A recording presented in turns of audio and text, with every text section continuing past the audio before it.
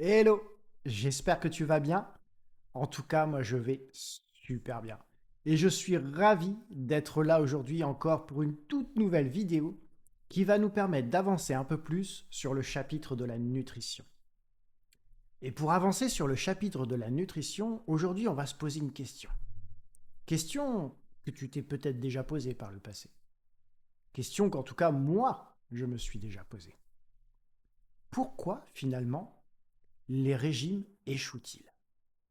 Pourquoi à chaque fois qu'on tente de perdre du poids, on ne parvient pas à maintenir ce poids perdu sur la durée?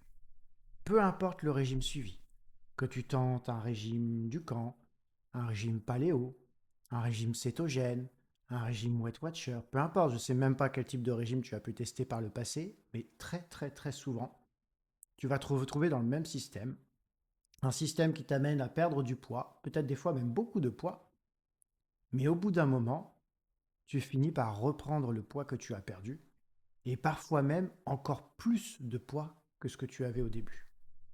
Pourquoi? Et avant de répondre à cette question, et t'expliquer peut-être pourquoi, on va regarder déjà un petit peu quelques stats. Quelques stats qui finalement sont assez révélatrices du monde dans lequel on vit, qui est malade. Et on va faire un petit zoom plus particulièrement sur la France. Mais si j'essayais d'extrapoler sur la planète complète, tu verrais que c'est pas beaucoup plus reluisant. En France aujourd'hui, si je prends uniquement les adultes, j'ai pratiquement un adulte sur deux qui est en situation de surpoids. C'est-à-dire qu'il y a un indice de masse corporelle au-delà de 25. Si je prends toujours les adultes et que je cible les personnes qui ont un surpoids important, des personnes qu'on va qualifier d'obèses, donc qui ont un indice de masse corporelle au-delà de 30, donc après on va avoir les indices, l'obésité de type moyenne, l'obésité morbide, sévère, etc. Mais on va prendre toutes les obésités. L'obésité en France représente environ 18 à 19% de la population adulte. Tu vas me dire, 18-19%, finalement, je ne sais pas trop ce que ça représente. Est-ce que c'est bien, pas bien? Est-ce que c'est important, pas important? Finalement, pour le savoir, il faut faire un pas en arrière. Faire un pas en arrière et regarder ce qu'était la situation en France il y a quelques années. Et ce qu'on constate, c'est qu'à la fin des années 90, à cette époque-là, on avait entre 8 et 9% des adultes français qui étaient en situation de surpoids, d'obésité. Ça veut dire que en l'espace d'une vingtaine d'années, on a plus du double. Plus le chiffre a doublé par rapport à ce qu'il était à cette époque-là. Et c'est alarmant à double titre. D'un point de vue individuel, c'est alarmant parce qu'on sait que l'obésité amène des problématiques de santé. L'obésité accélère fortement les risques de diabète de type 2, accélère fortement les risques de maladies cardiovasculaires, les risques de cancer, les risques de maladies chroniques, de maladies inflammatoires. Ce n'est absolument pas anodin d'être en surpoids. Ça a un coût physique, ça a un coût financier, ça a un coût psychologique et ça a un coût pour la collectivité. Si on regarde le coût du surpoids pour la collectivité, donc finalement les soins qu'on doit apporter, les médicaments, les opérations, tout ce que nous coûte finalement le surpoids en France aujourd'hui, c'est 12,7 milliards d'euros. Et ce chiffre est en train de continuer à augmenter. On envisage à 2030 plus de 15 milliards d'euros. Et je te disais, si on regarde finalement ce qui se passe dans le monde, c'est pas beaucoup mieux. Il y a une étude d'ailleurs qui est sortie, qui a été relayée par The Lancet, qui explique qu'en 2050, et je te mets le lien de l'étude en dessous, comme d'habitude, pour que tu puisses aller vérifier, en 2050, 60% de la population mondiale adulte sera en situation de surpoids ou d'obésité, c'est-à-dire presque de 2 personnes sur 3. Et c'est pas mieux chez les enfants. Les enfants, c'est un enfant sur trois. C'est catastrophique. Sanitairement parlant, c'est catastrophique. On a déjà énormément de maladies qui ont explosé ces dernières années. Je pense notamment aux maladies inflammatoires, maladies auto-immunes. Ces maladies-là, on s'attend à ce qu'elles se développent encore plus dans les années à venir. Donc il y a vraiment quelque chose de très important à faire de ce côté-là. Alors on ne peut pas tous agir à la place de l'État, mais en tout cas, toi, tu peux agir à ton niveau, au niveau individuel. Pourquoi c'est important de se soucier de perdre du gras? Parce qu'on pourrait se dire finalement, moi, si je me sens bien dans mon corps, je me sens bien dans ma tête, a priori, il n'y a pas de souci, quoi. Il n'y a pas de souci finalement. Chacun est libre de faire ce qu'il veut. Et c'est vrai. Chacun est libre de faire ce qu'il veut. J'ai pas de souci par rapport à ça. Mais ce qu'il faut bien comprendre, c'est que le surpoids, et le surpoids important, on va parler du coup d'obésité, elle a vraiment un impact très important sur la santé. Et du coup, c'est crucial de chercher à perdre du gras. Pourquoi? Je t'explique. Si jamais tu es vraiment avec un surpoids relativement important, le risque majeur déjà numéro un que tu vas avoir, c'est de faire ce qu'on appelle de l'astérosclérose. L'astérosclérose, pour t'expliquer un petit peu ce que c'est, globalement, dis-toi que ce sont des petites plaques composées essentiellement de gras qui vont se constituer dans tes artères, qui vont se plaquer dans tes artères et qui vont avoir plusieurs conséquences. La première conséquence, c'est quelque part, elles vont rendre la circulation de ton sang plus compliquée dans les artères, parce que c'est beaucoup moins linéaire, c'est beaucoup moins fluide. Le fait de rendre ça beaucoup moins linéaire, beaucoup moins fluide, ça va déjà, augmenter ta pression artérielle. Et ton cœur va devoir finalement pulser beaucoup plus fortement, beaucoup plus vite, pour être en capacité de propulser le sang dans l'ensemble de ton corps. Ça veut dire que, au-delà de la pression artérielle possible, ton cœur va se fatiguer plus vite. Donc en termes de longévité, déjà, c'est une problématique. C'est-à-dire que si tu es en surpoids important, tu as moins de chances de vivre vieux. La deuxième problématique par rapport à ça, elle peut être très court-termiste, c'est que si tu as la malchance qu'une de ces plaques de gras se détache de la paroi de l'artère pour aller se promener dans ton artère et qu'elle finisse en bout de route par aller boucher un tuyau qu'elle ne devrait pas boucher au niveau de ton cœur, tu vas faire un infarctus. Si elle remonte au niveau de ton cerveau et qu'elle bouche un petit peu plus haut, c'est un AVC que tu vas faire. Donc la conséquence, j'ai pas besoin de te l'expliquer, tu sais ce que c'est qu'un infarctus, tu sais ce que c'est qu'un AVC, mais globalement, le risque, c'est la mort immédiate. D'accord? Donc la problématique, déjà, on la voit ici. Mais il n'y a pas que ça. On en a déjà parlé un petit peu d'ailleurs sur les vidéos introductives.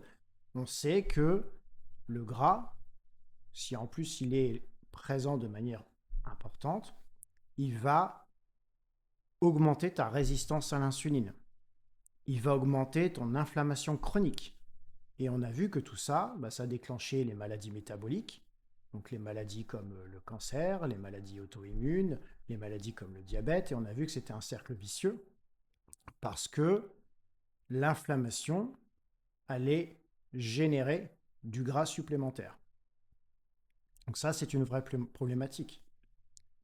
Forcément, si tu es en surpoids, d'un point de vue santé, tu vas avoir une problématique articulaire. Parce qu'un surpoids important va faire pression sur tes articulations et va de facto détériorer ta qualité de vie. Tu vas avoir beaucoup plus de mal à déplacer, beaucoup plus de mal à monter les escaliers. Les personnes qui sont en situation de surpoids extrême, d'ailleurs, ne se déplacent même plus du tout. Elles restent alitées à longueur de journée et on leur donne à manger dans leur lit. Donc on est vraiment là sur des cas très extrêmes, mais en tout cas, la qualité de vie va avoir tendance à se détériorer fortement avec une augmentation du poids. Ça va impacter aussi ton sommeil. Il est récurrent que les personnes en surpoids fassent de l'apnée du sommeil. Et si tu fais de l'apnée du sommeil, forcément, c'est ta récupération qui va en être directement impactée.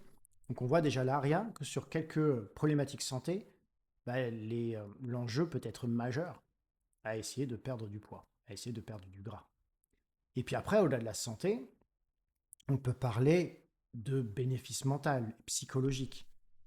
Si tu perds du poids, tu vas retrouver plus d'énergie parce que ton métabolisme, comme on l'évoquait la dernière fois, va être plus performant. Donc plus d'énergie, plus de concentration. Tu vas peut-être aussi reprendre plus confiance en toi parce que tu vas te sentir mieux dans ton corps, mieux dans ta tête. Et du coup, tu vas te retrouver aussi de meilleure humeur. Et au-delà de ça, si on parle de sport spécifiquement, bah pour la plupart des sports que tu souhaites pratiquer, tu vas être plus performant dans, dans ta pratique sportive. Aujourd'hui, si tu souhaites faire du tennis, tu auras plus de facilité à courir et à renvoyer la balle si tu as un bon ratio poids-taille et que tu n'es pas sur un surpoids important. Si tu veux faire du vélo, tu vois bien que si tu essayes de pédaler en côte alors que tu es avec un surpoids, c'est quand même beaucoup plus compliqué. Il y a plein de sports comme ça.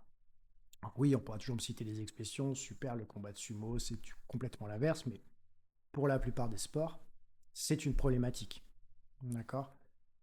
Et là, je parle de sport, et encore une fois, si on parle du quotidien, bah, je suis désolé, mais monter les escaliers en surpoids, c'est très compliqué. Tu es vite essoufflé, tu as des douleurs articulaires. Si tu es amené à courir après le bus parce que bah, ton bus il est en train de filer et que tu risques de le rater, bah, peut-être que tu n'arriveras pas à le rattraper. Et puis, quid de jouer avec tes enfants, avec tes petits-enfants dans le jardin, s'ils veulent faire un foot, si tu as des douleurs partout et que tu n'es pas en capacité finalement de le faire. Donc voilà, de manière générale, il y a vraiment plein d'intérêts, plein de bénéfices à essayer de perdre du gras. D'accord. Après, comment perdre du gras? Par quel moyen finalement? Quel régime, etc. Finalement, je dirais là, presque peu importe. Presque peu importe. Ce qui est important surtout, c'est le résultat final. Parce que perdre du gras, quoi qu'il arrive, peu importe le chemin que tu as pris pour arriver là, ce sera bénéfique pour ta santé. Si on prend un petit peu l'histoire des régimes, puisque la question qu'on pose finalement, elle est relative au régime, les régimes, on en parle plus particulièrement depuis le 19e siècle. Parce qu'avant, finalement, on a traversé les siècles où être en surpoids, être en obésité, c'était pas forcément mauvais signe. C'était plutôt signe d'opulence, de richesse. Et il était régulier et notable qu'on était finalement régulièrement en surpoids. C'était pas une problématique à ce moment-là. Mais à partir d'une certaine époque, notamment au 19e siècle, on a commencé à regarder avec un regard un peu plus moqueur les personnes qui avaient de l'embonpoint. Et à cette époque-là, du coup, au 19e siècle, on a un riche anglais, un riche notable anglais qui s'appelle William Banting, qui était finalement assez malheureux de ça, assez malheureux qu'on puisse le moquer, et qui a essayé du coup de perdre du poids. De lui-même, il n'a pas réussi. Il n'a pas réussi, et pendant pas mal d'années, il s'est retrouvé bloqué finalement avec un poids qu'il n'arrivait pas à perdre. Et puis aux alentours de ses 65 ans, il a consulté un docteur qui s'appelait le docteur Harvey. Et ce docteur, il avait une théorie à ce moment-là qui était de dire que l'excès de sucre était néfaste car trop de sucre finissait par se transformer en graisse. Donc ça rappelle quand même un certain nombre de théories qu'on retrouve aujourd'hui sur les acteurs qui défendent la diète cétogène d'ailleurs. Donc trop de sucre finissait par engendrer de la graisse. Et du coup, il a suivi les conseils de ce docteur, il a commencé à supprimer les féculents, il a supprimé le pain, il a supprimé les gâteaux, il a rajouté plus de viande maigre, plus de légumes, et il s'est retrouvé à perdre énormément de poids.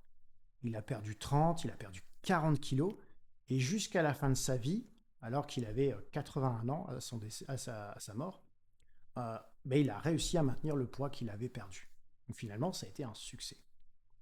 Et si on regarde l'histoire des régimes, on voit qu'à partir de ce moment-là, on a eu pas mal de mini-révolutions, pas mal de nouveaux régimes qui sont sortis au fur et à mesure des années. Au début du XXe siècle, on a eu notamment l'arrivée des céréales. Céréales, tu connais bien les Kellogg's Cornflakes, ça date de cette époque-là.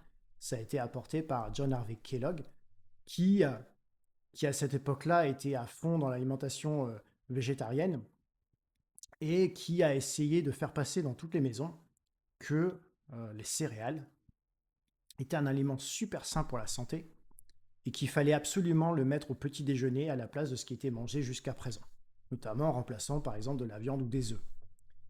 Donc il l'a imposé via un marketing hyper agressif et tu vois qu'aujourd'hui ça perdure parce qu'aujourd'hui il y a encore énormément de personnes, notamment chez les enfants, qui continuent à manger les céréales comme ça, ultra transformées, à leur petit déjeuner.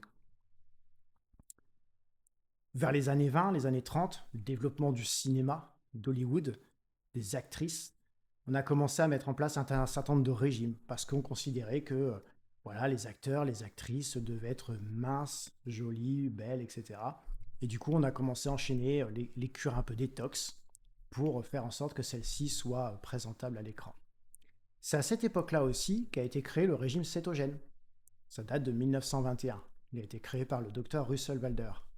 Mais ce qu'il faut savoir, c'est que à cette époque-là, le régime cétogène, il n'a pas été créé spécifiquement pour perdre du poids. Il a été créé pour être utilisé pour soigner l'épilepsie. Vous voyez, on n'est pas du tout finalement sur l'utilisation qu'on en donne aujourd'hui, ou qu'on en fait aujourd'hui. Dans les années 50, 70, on a commencé à diaboliser les graisses. On a commencé notamment par l'intermédiaire d'Ansel Keys, qui était un nutritionniste américain. On a commencé à dire que le fait de manger trop de graisses saturées allait augmenter les taux de cholestérol, de mauvais cholestérol, et que le taux de mauvais cholestérol augmentant, tu risquais tout simplement de déclencher facilement des maladies cardiovasculaires.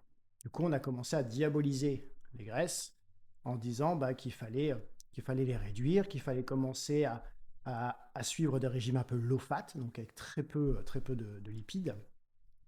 Et c'est à cette époque-là qu'est né d'ailleurs un régime que tu connais bien, qui s'appelle le régime Weight Watcher. Donc régime qui consiste finalement à compter des points, chaque aliment ayant un nombre de points bien particulier en fonction finalement du nombre de calories qu'il va apporter. C'est à cette époque-là également qu'a été créé le régime méditerranéen. On remonte un peu plus près encore dans le temps, années 80, 90, donc là on commence à rentrer sur l'essor des régimes en France. On a notamment le régime du camp qui a été importé en France à cette époque-là, qui s'est développé en France à cette époque-là. Et puis dans les années 2000, alors là c'est l'explosion, on a commencé à parler de la diète keto, de la diète paléo.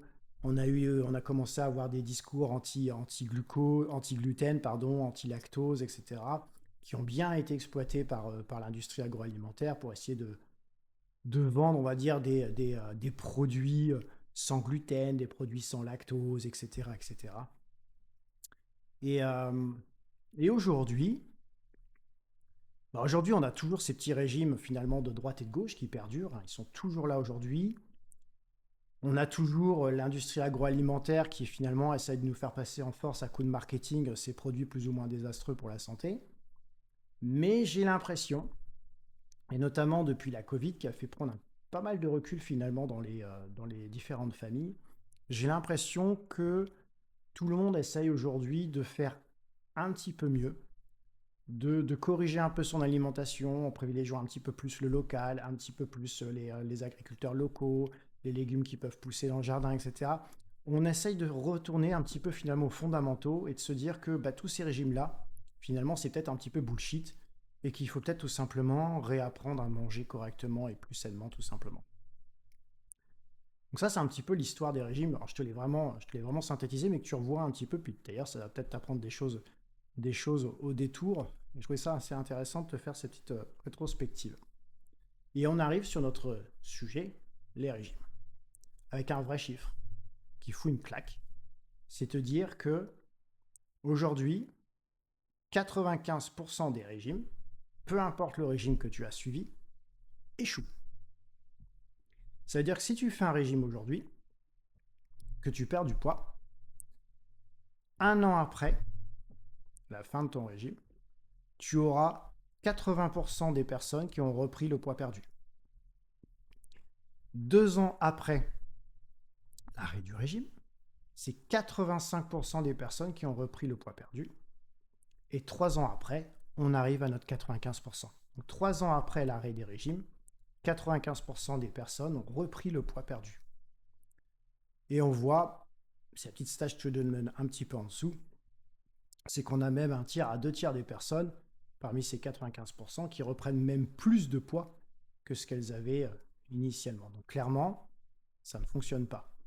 Ça ne fonctionne absolument pas. Pourquoi ça ne fonctionne pas? C'est peut-être la question qu'on va commencer à se poser un petit peu, c'est dire pourquoi finalement on se met dans un état qui nous permet de perdre du poids, et puis au bout d'un certain temps, on finit par reprendre le poids perdu. La première des réponses, elle est là. La première des réponses, c'est que ton corps va s'adapter.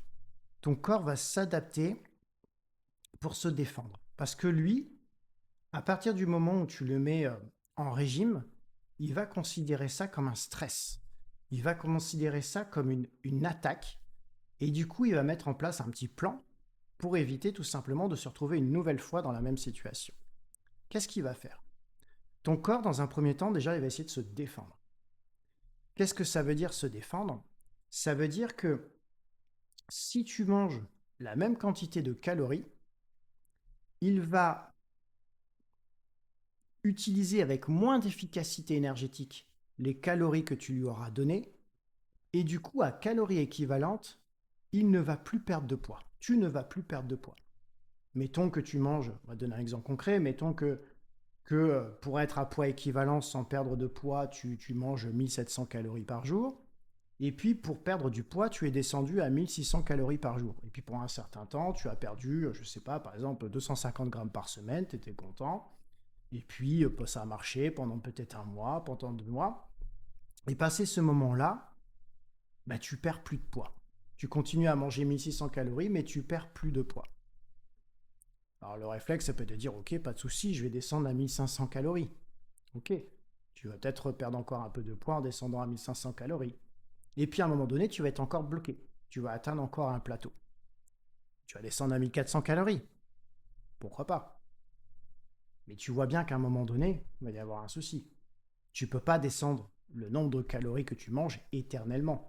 Tu ne peux pas à un moment donné arrêter de manger.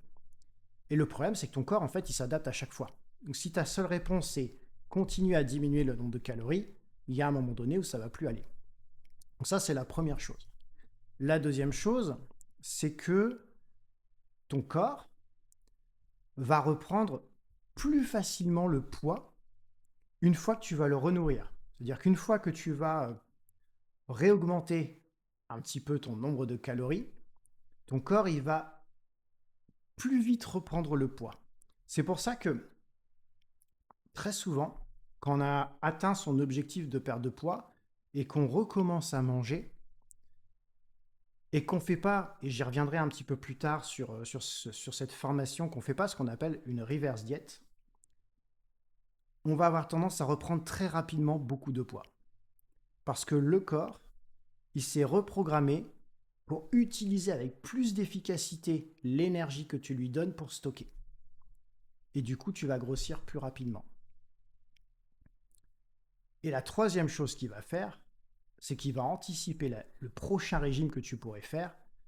Et au prochain régime que tu vas faire, eh ben, tu vas constater qu'en consommant finalement le même nombre de calories que la première fois, le poids va descendre beaucoup moins vite que la première fois.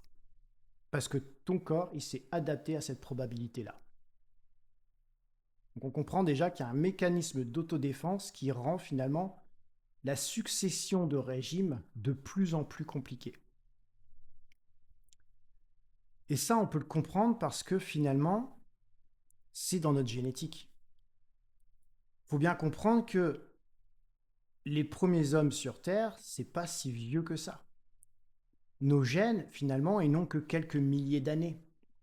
Et à cette époque-là, on ne vivait pas dans l'abondance. On ne vivait pas avec la possibilité d'aller se chercher à manger dans le frigo dès qu'on le souhaite, d'appeler Uber Eats dès qu'on le souhaite, d'aller au restaurant dès qu'on le souhaite, avec l'abondance de bouffe tout autour de nous. À cette époque-là, pour manger, il fallait cueillir, et s'il n'y avait rien à cueillir, il fallait aller chasser. Et parfois, aller chasser le mammouth, ça pouvait prendre plusieurs jours, et on pouvait très bien ne pas manger pendant plusieurs jours. Donc le corps, génétiquement, il s'est adapté pour faire en sorte de permettre à l'homme de survivre en cas de disette. Et survivre en cas de disette, ben, c'est optimiser finalement l'énergie que tu lui apportes quand tu lui en apportes pour stocker sous forme de gras et faire en sorte que ce stockage, qui sont finalement ton frigo, bah, puisse être ouvert et utilisé en attendant que tu renourrisses ton corps.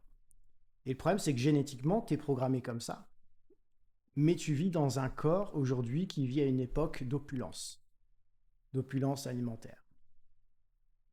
Forcément, du coup, ça ne matche pas. Ça ne matche pas parce qu'aujourd'hui, bah, si tu manges énormément, dans un monde où la nourriture est illimitée, alors que tu as un corps qui est prévu pour stocker en cas de disette, en cas de famine, bah forcément, ça ne va pas le faire.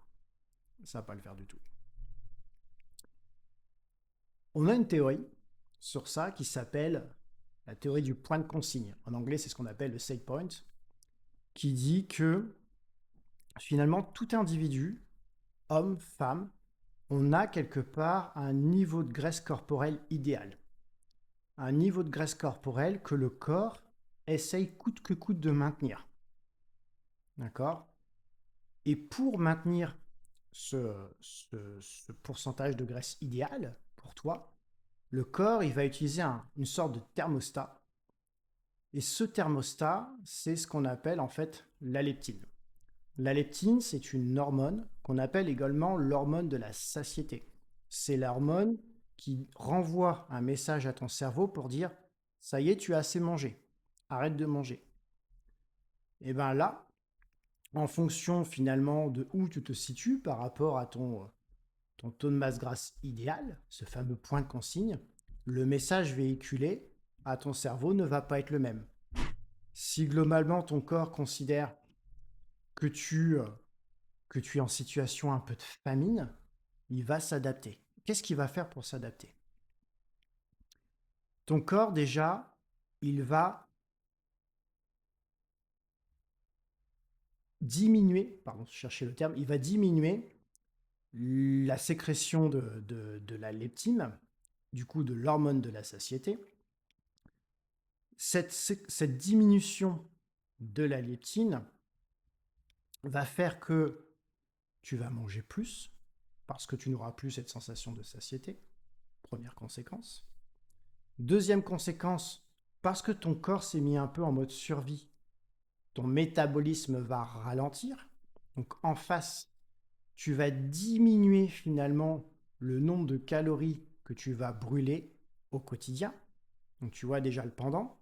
Tu as envie de manger plus et tu diminues le nombre de calories que tu brûles au quotidien. Forcément, ta balance énergétique, elle va pas pencher du bon côté. D'accord? Si tu as tendance à moins bouger et à plus manger parce que tu as plus faim, eh ben, tu vas revenir à ce fameux point de bascule, ce point de consigne, ce point d'équilibre. C'est comme ça qu'il fonctionne ton corps. Il t'envoie des signaux. Et ça, il y a une étude qui le montre. Je te mets encore une fois la ref. Tu pourras la consulter un peu juste en dessous si tu le souhaites. Un chiffre, parce que quand on parle d'adaptation du métabolisme, on ne sait pas finalement ce que ça représente. En fait, on constate que le métabolisme, dans cette situation-là, il peut diminuer de 15%. C'est-à-dire qu'il va brûler 15% d'énergie en moins dans la même situation. D'accord? Tu fais la même chose tous les jours, tu te déplaces autant tous les jours, tu fais les mêmes activités tous les jours, il va brûler 15% de moins. Pour certaines personnes, ça peut même aller jusqu'à 35% de moins d'énergie. Il va, parce que tu vas avoir moins d'énergie, tu vas avoir tendance instinctivement à moins bouger. Impression d'avoir la flemme. Tu vois, la fameuse flemme des ados, si tu as des ados chez toi, bah, tu vas l'avoir. Tu vois, la flemme, pas envie de bouger, pas le courage. Tu vas rester du coup plus facilement assis. Et même quand tu vas faire une séance de sport, tu vas y aller avec moins d'intensité. Donc tout ça cumulé bah, fait que ça rend les choses forcément beaucoup plus compliquées pour perdre du poids. Et inversement, ça rend les choses beaucoup plus simples pour reprendre du poids.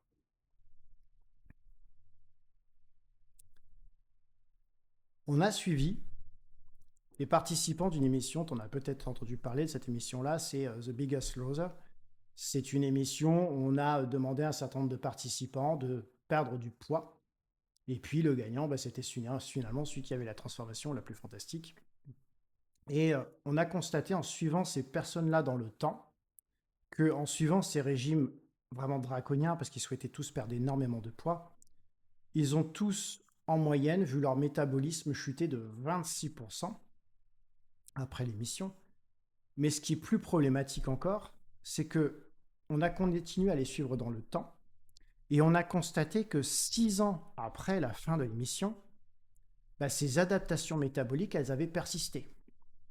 C'est-à-dire que la très grande majorité finalement des candidats, ils ont un petit peu entre guillemets cassé leur métabolisme, même si j'aime pas trop le terme, et ils ont repris le poids qu'ils avaient perdu. D'accord? Pour les raisons que j'évoquais avant, on a une efficacité alimentaire qui n'est plus la même, donc le nombre de calories ingérées va nous faire reprendre du poids plus vite qu'avant. On va avoir une perte de poids qui va être plus lente la deuxième fois, donc une efficacité énergétique plus lente et une reprise de poids du coup plus rapide. D'accord? Et ça, c'est vérifié dans toutes les études. Pourquoi? Si on parle un petit peu d'hormones, pour comprendre un peu comment ça fonctionne, on va avoir en fait des hormones qui vont chuter et des hormones qui vont augmenter. Les hormones qui vont chuter, c'est déjà la leptine. On vient d'en parler précédemment. Donc la leptine, c'est l'hormone de la satiété. Donc si elle chute, tu as plus cette notion de satiété. Au contraire, tu as faim. Donc tu as tendance à manger plus. On a également une chute de l'hormone T3, qui est une hormone thyroïdienne, qui est en fait une hormone qui a plusieurs actions, dont l'une d'entre elles est en fait comment dire, d'optimiser un peu le processus métabolique. Donc elle va travailler sur le métabolisme, elle va travailler sur le rythme cardiaque, et elle va intervenir également dans le processus de croissance. Et du coup, comme elle intervient directement sur le processus de métabolisme, si elle chute, on a un métabolisme qui est du coup moins efficace. On va voir les hormones sexuelles qui vont en prendre un coup. D'ailleurs, tu as déjà peut-être entendu parler de la problématique que pouvaient rencontrer les bodybuilders professionnels. Très souvent, on constate que quand ils font une sèche très importante, donc ils arrivent avec des taux de masse grasse très faibles. Alors quand je dis très faible, un bodybuilder sur la scène, il peut descendre à 3, 4, 5% de masse grasse. Donc c'est extrêmement faible. La problématique de ces bodybuilders, c'est qu'ils se retrouvent avec des taux de testostérone qui sont terriblement bas.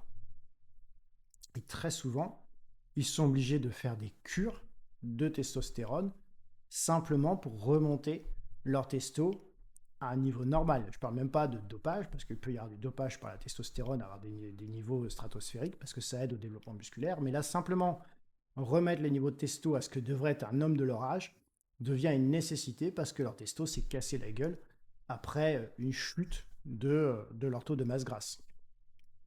Et puis, on a également d'autres hormones, par exemple, des hormones, je reviendrai un petit peu sur ces hormones un petit peu plus tard, parce que là, on va rentrer dans des choses un peu complexes pour un début de formation, mais la PYY, la CCK ou la GLP1, qui sont des hormones anti-faim.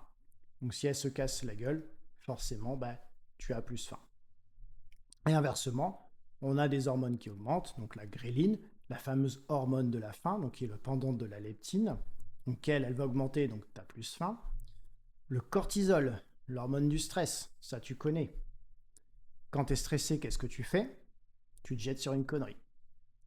T'as le goûter des enfants à portée de main. Si tu es stressé, il n'y aura pas de souci pour aller piquer un gâteau dans le paquet des enfants. Ou même peut-être la boîte des bonbons. Peu importe. Tu vas passer ton stress sur la barre de chocolat. Ça, on l'a tous fait. Le cortisol, clairement, il te fait manger beaucoup plus que nécessaire. Et je parle de manger, je parle même pas d'alcool. Et puis, on a la neuropeptide Y, qui également, elle, en augmentant, va stimuler l'appétit. Donc, on a un vrai jeu hormonal qui fait que derrière, tu vas avoir tendance à consommer finalement plus d'énergie, donc d'alimentation que nécessaire, et, euh, et tu vas grossir. Donc l'adaptation du tissu adipeux, derrière, comment ça fonctionne, c'est que quand tu vas faire ton régime, tes cellules graisseuses, elles vont rétrécir, mais elles vont toujours exister. En fait, elles seront toujours là, disponibles, en attendant finalement de regrossir quand tu vas les réalimenter. Mais tes cellules adipeuses, quelque part, elles ne disparaissent pas, juste elles rétrécissent. À partir du moment derrière où tu as ce jet hormonal qui s'opère, comme on l'a vu précédemment, via notamment la leptine, la grénine, les différentes insulines, tu vas avoir derrière des nouvelles cellules graisseuses qui vont se créer. En fait, le corps, il va anticiper, c'est ce que je te disais tout à l'heure, le fait que possiblement, un jour, ça va aller mieux, mais que derrière, peut-être, tu vas encore le remettre en famine. Et du coup, ce qu'il fait, c'est qu'il prépare des sacs supplémentaires pour se dire, le jour où ça va aller mieux, je vais remplir tous les sacs que j'avais déjà, donc mes fameuses cellules graisseuses. Je vais remplir en plus mes nouveaux sacs, mes nouvelles cellules graisseuses. Et du coup, j'aurai un stock plus important pour le jour où il va me faire encore le coup d'arrêter de me nourrir correctement. Et du coup, oui, le jour où tu remanges correctement, tu te retrouves avec les cellules graisseuses plus les nouvelles cellules graisseuses qui sont toutes pleines et du coup plus de poids sur la balance.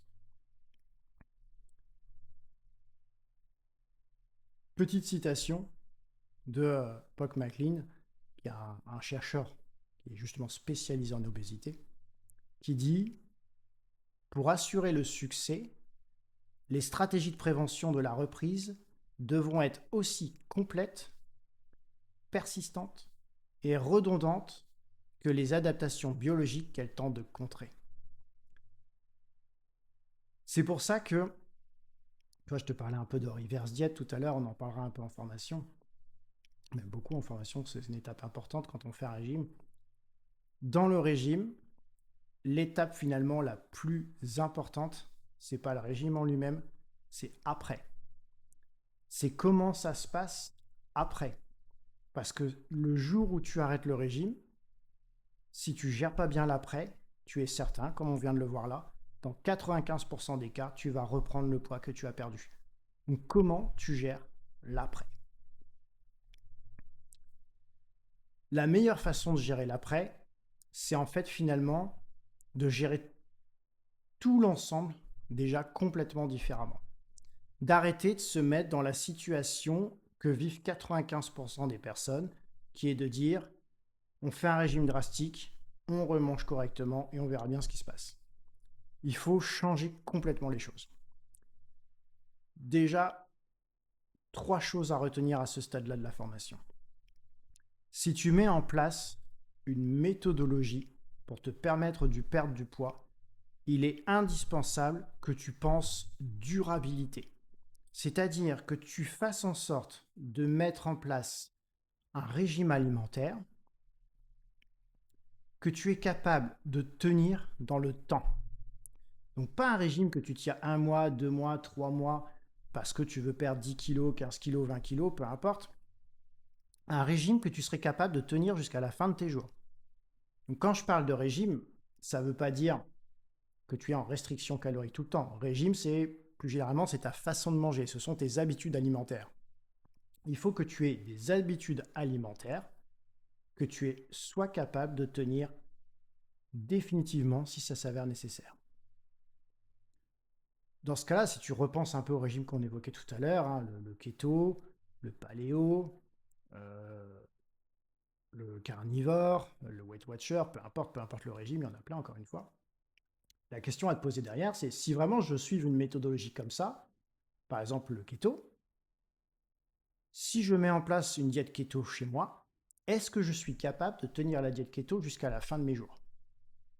Est-ce que si je débute aujourd'hui la diète keto, je peux la tenir jusqu'à 80-90 ans sans que ce soit une souffrance pour moi? Parce que vraiment, je kiffe cette façon de manger tous les jours.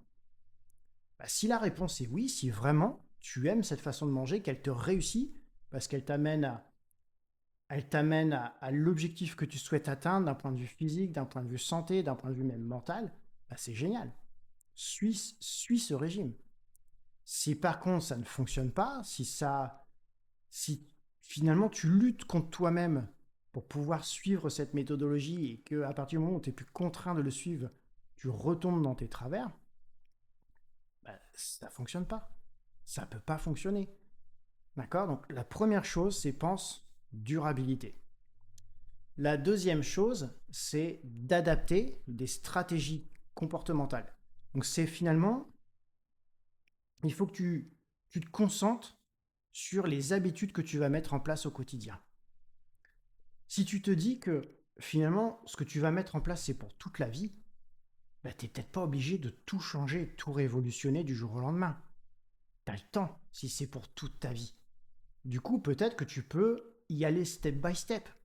Si aujourd'hui, tu as une alimentation qui est vraiment désastreuse, tu manges ultra transformé, tu manges des pizzas, tu manges des sandwichs, tu manges sur le pouce, tu manges ce qu'il y a dans le congélateur, parce que tu fais jamais à manger, puis en plus tu arroses tout ça d'alcool ou tu arroses tout ça de soda, bah, si demain, du jour au lendemain, tu dois commencer à manger, je sais pas, une viande rouge avec beaucoup de légumes, avec une bonne huile et un petit peu de féculents, et puis derrière, tu dois te faire, je sais pas, tu dois te faire un skyr en dessert avec des noix de pécan et un petit peu de miel, bah, comparé à ce que tu faisais avant, peut-être que ça va être le jour et la nuit et que tu vas avoir beaucoup de mal à le suivre. Du coup, peut-être qu'il faut que tu y ailles encore une fois étape par étape. Peut-être que si vraiment c'est désastreux, la première chose que peux faire, par exemple, c'est d'arrêter les sodas. Déjà, déjà, pardon, rien que d'arrêter les sodas, tu vas voir que tu vas perdre du poids. Et puis quand tu as pris l'habitude d'arrêter les sodas, ben, peut-être que tu peux franchir une étape supplémentaire. Par exemple, peut-être que tu peux revoir par exemple ton petit déjeuner. Peut-être qu'aujourd'hui, ton petit déjeuner, c'est la baguette, euh, baguette avec le beurre, la confiture, tu te fais la demi-baguette, ou alors tu manges des brioches industrielles, etc. Puis tu te rends compte finalement que ça te réussit pas tant que ça parce que tu petit déjeunes à 7 heures et en fait à 9 heures tu crèves la dalle, tu te dis tiens, je vais peut-être essayer autre chose. Et puis le matin, tu adoptes peut-être un petit déjeuner avec plus de protéines. Tu commences à manger des œufs. Et puis peut-être avec tes œufs, tu mets un peu de fromage ou un peu de jambon. Et puis tu gardes une petite tartine de pain, par exemple, un bon pain complet que tu mets avec. Et puis tu te rends compte que ça te fait du bien. Puis finalement, tu prends plaisir aussi à le manger. Bah, ça, tu l'adoptes, tu le gardes. Et puis après, tu changeras encore autre chose. L'idée, encore une fois, c'est viser durabilité et y aller step by step pour tendre, pas forcément vers la perfection, parce que finalement, qu'est-ce que c'est que la perfection? Elle est très relative, puisque finalement, ce qui va être parfait pour toi ne sera pas parfait pour ton voisin, mais tendre vraiment vers ce qui te fait du bien, ce qui te permet d'avancer vraiment vers où tu veux avancer. Donc ça, c'est la deuxième chose. Et puis, la troisième chose qui va te mener au succès, c'est les connaissances. Connaissances, encore une fois, qu'on est en train bah, d'aborder tout doucement, et puis on va évoluer de plus en plus loin dans cette formation. Connaissances, l'approche scientifique, plus tu auras de connaissances sur les sujets, plus tu pourras faire les bons choix pour toi, parce que tu sauras ce qui est vraiment utile. Est-ce que, par exemple, aujourd'hui, tu aurais besoin de compléments alimentaires? Lesquels? Pourquoi? Est-ce que certains seraient utiles? Est-ce que certains seraient dangereux pour toi? Est-ce que pour toi, ce serait plus efficace d'adopter une diète avec beaucoup de lipides ou une diète plutôt avec beaucoup de glucides? Il y a beaucoup de possibilités. Pourquoi il y a beaucoup de possibilités? Parce que nous sommes tous différents. Ce qui va fonctionner pour toi ne va pas fonctionner forcément pour ton voisin, ne va pas forcément fonctionner pour moi. C'est pour ça que faut prendre toujours beaucoup de distance par rapport à tous ces gourous sur Internet qui vont te dire que leur diète, c'est la meilleure diète du monde. En soi, ils en sont persuadés. Ils en sont vraiment intimement persuadés que c'est la meilleure diète. Pourquoi? Parce que elle a fonctionné pour eux. Parce que c'était la diète qui leur convient à eux. Mais c'est pas parce qu'elle a convenu à ces personnes-là qu'elles vont convenir à tout le monde. Et ça, tu verras dans la formation, je te parlerai notamment, par exemple, de génétique, et je te montrerai que, en fonction de ta génétique, bah, il y a des diètes qui pourront être intéressantes pour toi, quand d'autres pourront être catastrophiques pour toi. Donc encore une fois, on est tous différents, et la connaissance va te permettre de faire des choix éclairés pour toi. Donc je termine sur ça, sur les régimes. tout du moins la question de pourquoi les régimes échouent. Donc tu as compris ce système finalement d'auto-adaptation du corps qui perdure depuis finalement que l'homme est arrivé sur Terre. Donc clairement, tu ne peux pas rester dans cette optique de je fais un régime drastique, je reprends une alimentation, je refais un régime, je reprends une alimentation normale, etc. Ça ne fonctionne pas. Clairement, il faut avoir une approche qui est complètement différente, une approche qui est basée sur la durabilité, qui est basée sur la routine quotidienne et qui est basée sur la connaissance. Et la connaissance, c'est ce qu'on va aborder sur les prochains chapitres. À très vite. Ciao.